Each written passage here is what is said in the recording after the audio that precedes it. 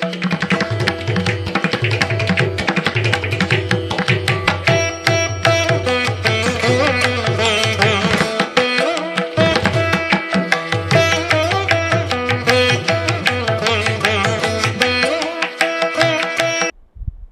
ஆதிமா சிவசக்தி போற்றி. ஓம் நமோ நாராயணாய.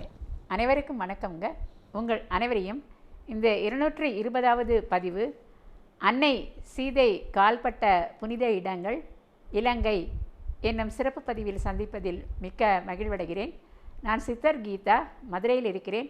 நான் 17 ஆண்டுகளாக அம்மன் ஆதிமா சக்தி மற்றும் ஆதிசிவன் மூலமாக சைக்கிக் ரேக்கி எனப்படும் உயரக ரேக்கி சிகிச்சையை செய்து வருகிறேன். செய்வது அனைத்தும் அம்மன் தான். சித்தர் என்று கூறப்படுவதும் அவர்கள்தான். நான் அவர்களின் கருவியாவேன். எவ்வாறு செய்து வருகிறேன் என்பதை அறிமுக விளக்கம் என்ற குறுவீடியோ மற்றும் ஆரம்பகால பதிவுகளில் நீங்கள் பார்த்து தெரிந்து கொள்ளலாம்.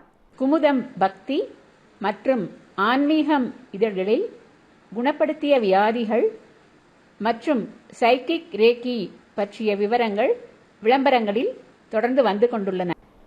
இப்போது நாம் பதிவுக்குள் செல்வோம். இப்புவியில் ஆண் பெண் சேர்க்கையின்றி புனிதமாக அவதரித்த தெய்வ பெண்கள் ஒரு சிலரே. விரல் விட்டு எண்ணக்கூடிய அவர்களில் நெருப்பில் அவதரித்தவர்கள் மதுரை மீனாட்சி அம்மன் மற்றும் பாஞ்சாலி என்று அழைக்கப்பட்ட பஞ்சபாண்டவர்கள் மனைவி திரௌபதி. பொறுமையில் பூதேவி என்பார்கள். அந்த பூமி தாயின் மடியில் குழந்தையாக அவதரித்தவர்கள் ஜனக மகாராஜா மகளாக வளர்ந்த சீதா பிராட்டியும் பெரியாழ்வார் வளர்த்த ஆண்டாள் நாச்சியாரும் ஆவர். புத்திரபாக்கியம் வேண்டி தசரதன் நடத்திய யாகத்தில் தோன்றிய புனித நீர் அருந்தியதால் தோன்றிய கௌசல்யை புத்திரன் ரகுகுலத் தோன்றல் மகாவிஷ்ணுவின் அவதாரமான ஸ்ரீராமரை மணந்த சீதை அன்னை ராவணனால் சிறைப்பிடிக்கப்பட்டு இலங்கையில் அசோகவனத்தில் தங்க வைக்கப்பட்ட கதை அனைவருக்கும் தெரிந்ததே. அக்கதையுடன் தொடர்பு கொண்ட புனிதமான இடங்களை தரிசிக்கும் பாக்கியம் சென்ற ஆண்டு டிசம்பர் மாதம் எனக்கு கிட்டியது. எழில் கொஞ்சம் மலைவாச ஸ்தலமான இலங்கை நுவரேலியாவில் உள்ள அப்புனிதமான இடங்களை இப்பதிவில் தரிசிக்க உங்களை அழைத்துச் செல்வதில் நான் மிக்க மகிழ்வடைகிறேன். முதலில் நான் பார்த்த இடம் ராம்போதா ஆகும். ராம்போதா அருவி என்ற அழகிய பெரிய அருவி வீழும் இயற்கை எழில் கொஞ்சம் மலைக்குன்றில் நின்ற அனுமார் அன்னை சீதை இருக்குமிடம் அறிய இயலாமல் தவித்தார். சங்கர சுவன கேசரி நந்தன் என்று சங்கரரான சிவனுக்கும் அவர் சக்தியை கொணர்ந்த வாயு பகவானுக்கும் சேர்ப்பித்த தம்பதியர் கேசரி மனைவி அஞ்சனைக்கும் ஏகபுத்திரனான மதிபலம் உடல் பலம் ஒருங்கே பொருந்திய ஆஞ்சநேயர் ராமகாரியமாக கடல் கடக்கையில் எண்ணற்ற இடர்களை தன் மதிநுட்பத்தால் இலகுவாக கடந்து வந்தடைந்த இலங்கை மாநகரத்தில் இராவணனின் தங்க அரண்மனை அந்தப்புரத்தில் முதலில் அன்னை சீதாவை தேடினார். பதிவு 192 அஞ்சனாத்ரி மலையில் பிறந்த அவர் மகிமை கூறப்பட்டு உள்ளது. பின்னர் கற்புக்கனலான அன்னை அங்கிருக்க வாய்ப்பில்லை என்பதனை உணர்ந்து ராம்போதா மலையில் அமர்ந்து அன்னையின் இருப்பிடம் குறித்து தியானித்தார். அப்போது சற்று கீழே இரக்கத்தில் அன்னை சீதை அசோகவனத்தில் ஒரு அசோக மரத்தடியில் அமர்ந்திருக்கும் காட்சி கண்டு அளவற்ற ஆனந்தம் கொண்டார். அங்கிருந்து ஒரே தாவாக தாவி தன் முதல் காலை அங்கு ஓடிக்கொண்டிருந்த நதி பிரவாகத்தை ஒட்டி வைத்தார்.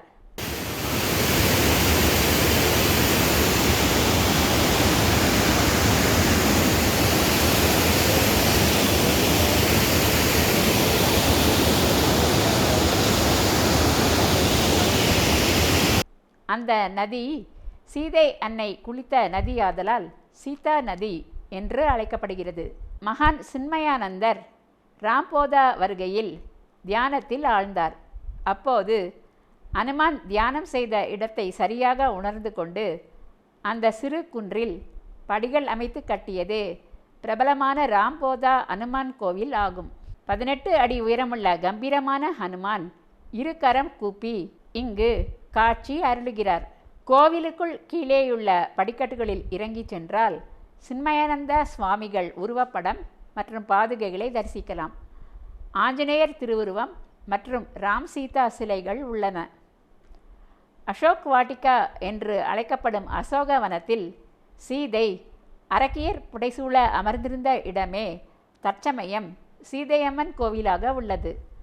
உள்ளே நுழைகையில் அழகிய ஆஞ்சநேயர் திருவுருவத்தை தரிசிக்கலாம். வாயில் காக்கும் வானரர்கள் சிற்பங்கள் அற்புதமாக இருக்கும். அதை ஒட்டி அன்னை சீதையின் பிறப்பிலிருந்து முழு இராமாயண வரலாறு அழகாக படங்களில் வரையப்பட்டு கீழே ஆங்கிலத்தில் எழுதப்பட்டு உள்ளன. அவற்றை சுருக்கமாக பார்ப்போம். முதல் படம் அன்னை சீதையான லக்குமி அன்னை மிதிலையில் ஜனக மகாராஜா நிலத்தை உழுகையில் பெட்டியில் குழந்தையாக அவதரித்ததை காட்டுகிறது. அடுத்தது சீதையின் சுயம்வரத்தில் சிவ வில்லை முறித்து ராமர் வெற்றி கொண்டதை குறிக்கிறது. பிறகு சீதாராமர் திருக்கல்யாணம், ராவணன் சீதையை அபகரிக்க மாரிசமானை அனுப்பும் சதித்திட்டம், சீதையை முனிவர் உருக்கொண்டு ஏமாற்றி அபகரிப்பது, தடுக்க போரிட்ட ஜடாயுவின் வீரம், சீதை அசோகவனத்தில் சிறையில் இருப்பது, ராமர் வானரர்களுடன் இணைந்து போர் தொடுத்து ராவணனை வெற்றி பெறுவது, சீதையின் அக்னி பிரவேசம் என படங்கள் பலவற்றை காணலாம். மூலவர் விக்கிரகங்களான ராமர், சீதை, லக்குவனுடன் மண்டியிட்டு வணங்கும் அனுமான் காட்சி அருளுகிறார். மற்றும் கருட பகவான், ராமர், சீதை, லக்வன் சிலைகளும் தனித்தனி சன்னதிகளில் உள்ளன. அதை ஒட்டி அன்னை சீதா குளித்த நதி அவர் பெயரிலேயே சீதா நதி என்று அழகாக அருவியாக ஓடிக்கொண்டுள்ளது. கீழிறங்கி அனுமார் பதித்த முதல் பாதத்தை தரிசனம் செய்ய படிக்கட்டுகள் உள்ளன. பாதத்தின் உள்ளே பூஜை செய்ய சிறிய அனுமார் சிலையும் உள்ளது. மேலே அனுமார் சீதைக்கு ராமரின் கணையாளியை அவர் தூதன் என்பதற்கு அடையாளமாக கொடுத்த இடம் இது என்று எழுதப்பட்டுள்ளது. அது மட்டுமா, கோவிலுக்குள்ளே அன்னை சீதை அமர்ந்த அசோக மரம் பட்டுப்போயிருந்தாலும் நடந்தவற்றுக்கு சாட்சி கூற இன்னும் உள்ளது. இந்த புண்ணிய இடத்தை தரிசிக்க என்ன தவம் செய்தோமோ என்ற மெய்சிலிர்ப்பு பார்க்கும் பக்தர்களுக்கு உருவாகின்றது. ராமபக்த ஹனுமான் அன்னையை பார்த்துவிட்டு அடையாளமாக அன்னை சீதை தந்த சூளாமணியை ராமனிடம் தருகையில் என்ன கூறினார் என்பதை கம்பராமாயணத்தில் கம்பர் அழகாக எடுத்து உரைக்கிறார். கண்ணனன் கற்பினுக்கணியை கண்களால். பிரிந்து வாடும் கணவனுக்கு முதலில் மனைவி இருக்குமிடம் தெரிய வேண்டும். அந்த இடத்தில் கற்பு கனியாக களங்கமற்ற சீதை உயிருடன் இருக்கிறாள் என்பது தெரிய வேண்டும். கண்களால் நேரில் பார்த்த ஆதாரம் உள்ளது என்றும் தெரிய வேண்டும். எங்கே பார்த்தார்? தென்திரை, அதாவது அலைகள் சூழ்ந்த அலைக்கடல், இலங்கை தென்னகரில். அண்டர் நாயக ஐயமும் பண்டு உள துயரும் என்கிறார். தேவர்களுக்கெல்லாம் தலைவனான எம்பிரானே, இனி சந்தேகம் நீங்கி மனத்துயரை களைவாயாக என்று கூறும் அனுமானின் புக்தி கூர்மைக்கு நிகரேது? இத்தகைய பெருமை பெற்ற அசோக வனத்திலுள்ள சீதையம்மன் கோவிலில் சமீபத்தில் கும்பாபிஷேகம் வெகு சிறப்பாக நடைபெற்று உள்ளது.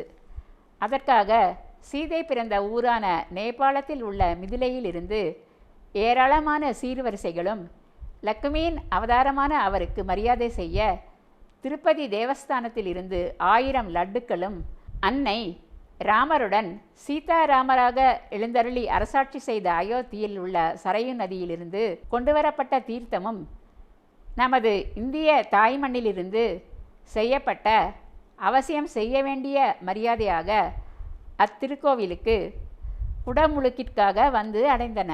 சீர்வரிசை ஊர்வலமாக கொண்டு செல்லப்பட்ட விவரங்கள் தமிழக பத்திரிகைகளிலும் வெளிவந்தன. இராமாயண 6 காண்டங்களில் சுந்தரகாண்டம் என்று அனுமான் சீதையை சந்திக்கும் சம்பவங்கள் ஒட்டிய நிகழ்வுகளே அற்புதமானவை என்று கூறப்படுகின்றன. எந்த காரியத்தை எண்ணி இவற்றை பாராயணம் செய்தாலும் அவை அனைத்தும் தங்கு தடையின்றி நடந்து சுபமாக முடியும் என்பது திண்ணம். ராமர் தனது வானரப்படைகளுடன் சேது பாலம் அமைத்து கடலை தாண்டி வந்து ராம்போதாவிலே தங்கினார். அப்போது அசோகவனத்தில் இருந்த சீதையை ராவணன் மலைக்கு கீழேயுள்ள இரக்கத்தில் அமைந்த அருவியை ஒட்டியுள்ள குகையில் ஒளித்து வைத்திருந்தான்.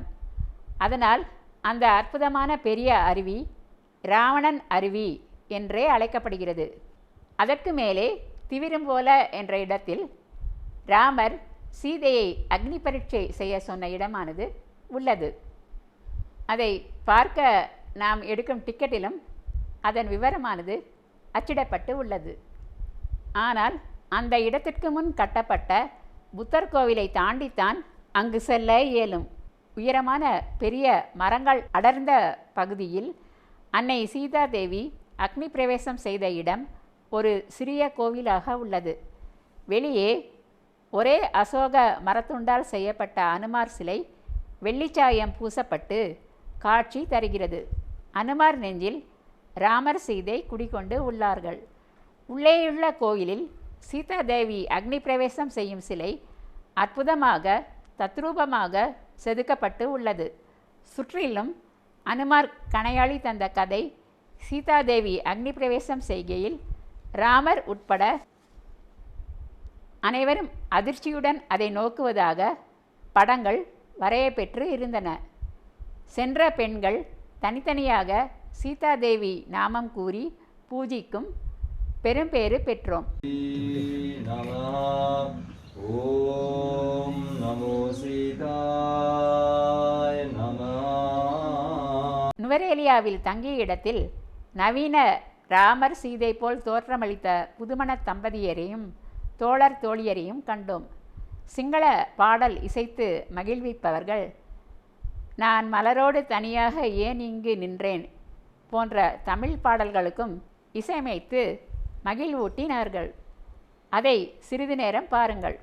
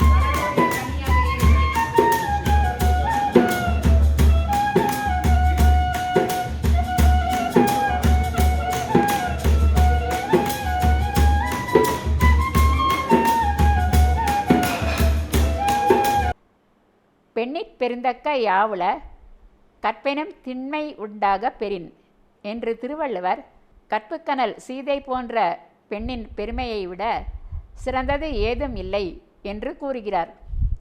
நெருப்பை நெருப்பு என்ன செய்யும்? கற்புக்கனல் கண்ணகிக்கு கூட திவிரும்போல கோவிலில் ஓவியம் இருந்தது. சுவாமி விவேகானந்தர் 100 ராமர்கள் வந்தாலும் ஒரு சீதைக்கு ஈடாக மாட்டார்கள். சீதை வழியே இந்திய பாரம்பரிய பெண்கள் வழியாகும். பாரத நாட்டிற்கு அதுவே பொக்கிஷம் ஆகும் என்று கூறியுள்ளார். பாரதத்திற்கு பெருமை சேர்த்த மங்காத புகழ் கொண்ட மகானின் கூற்று மகத்தான உண்மை பொருந்தியது. மகத்தான தூய்மைக்கும் புனிதத்துவத்திற்கும் உதாரணம் ஆன அன்னை சீதையின் திருப்பாதங்களை வணங்கி இப்பதிவை நான் நிறைவு செய்கிறேன். ஜெய ஜெய ராம், ஜெய ஜெய ராம், ஜெய ஜெய ராம், சீதா ராம். இப்பதிவை இத்துடன் நாம் நிறைவு செய்வோம். சப்ஸ்கிரைப் செய்யாதவர்கள் அவசியம் செய்யுமாறு கேட்டுக்கொள்கிறேன். மேலும் கேஸ் விஷயமாக என்னை சந்திக்க விரும்புபவர்கள் கீழே வரும் தொலைபேசி எண் 0452420851 என்ற தொலைபேசி எண்ணில் தொடர்பு கொள்ளுமாறு கேட்டுக்கொள்கிறேன். லைக்கும் போட்டு உற்சாகப்படுத்தலாம். கமெண்ட்ஸிலும் தங்கள் கருத்தினை தெரிவிக்கலாம். இதுவரை பொறுமையாக பார்த்த உங்கள் அனைவருக்கும் எனது மனமார்ந்த நன்றிகள். வணக்கம்.